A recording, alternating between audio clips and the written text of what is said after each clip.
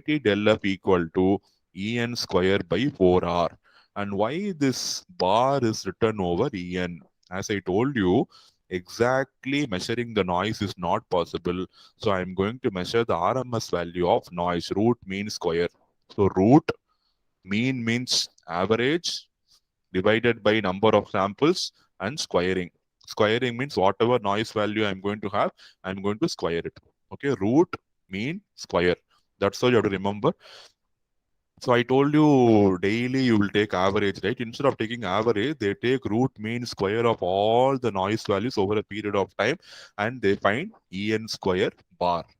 So these two are going to represent the same noise power. So I can say KT delta F equal to En square bar by 4R. To cross multiply, so En square equal to 4KTR delta F.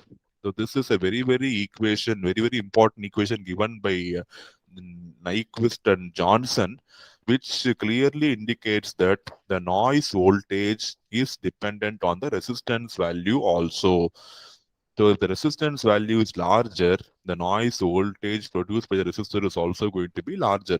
If you take a 1 ohm resistance, the noise produced by 1 ohm resistance is very small. If I take a 1 mega ohm resistance, the noise produced by that resistance is very large because the noise voltage is proportional to the resistance value.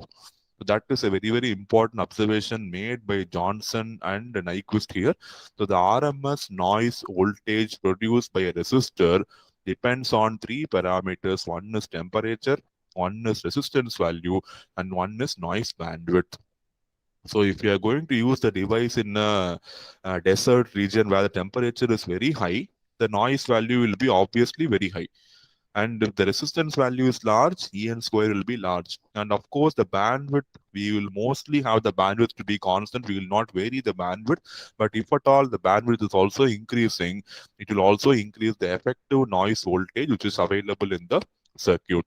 So two modeling of thermal noise we have seen. One is the noise power and another one is the noise root mean square noise voltage equation. So remember these two equations. You can write pages about thermal noise with these two equation alone. So in many cases, we will not write the thermal noise in terms of delta F. So what people do, they divide this PNA by delta F. If you divide PNA by delta F, you get KT, right? So they will obviously refer thermal noise only in terms of KT. So in that case, your power will become expressed in terms of watts by square root of hertz. So when you divide by delta F, that becomes a normalized value, or you call it as spectral density. Okay, so when you multiply by delta F, you call it as noise power.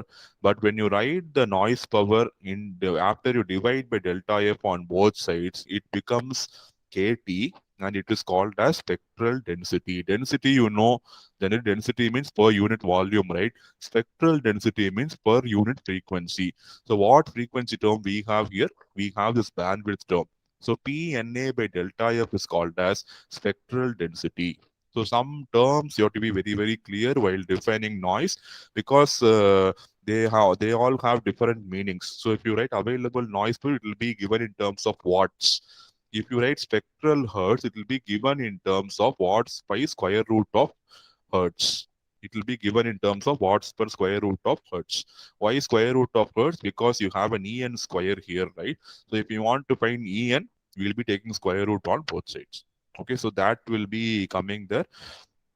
And the thermal noise, the spectral density is constant. It depends only on temperature.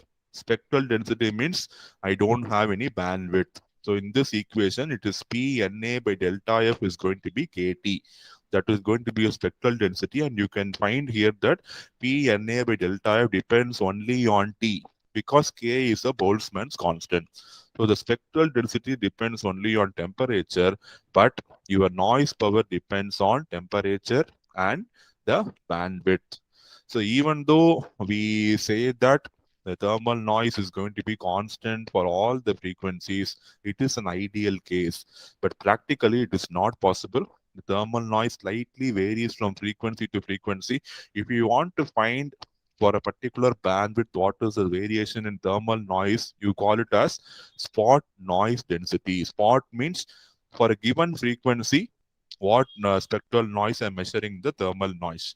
That is called by name spot noise density.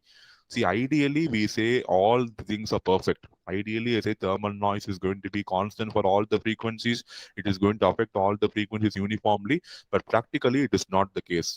It is going to differentiate each frequency, and there will be variation in thermal noise for every frequency.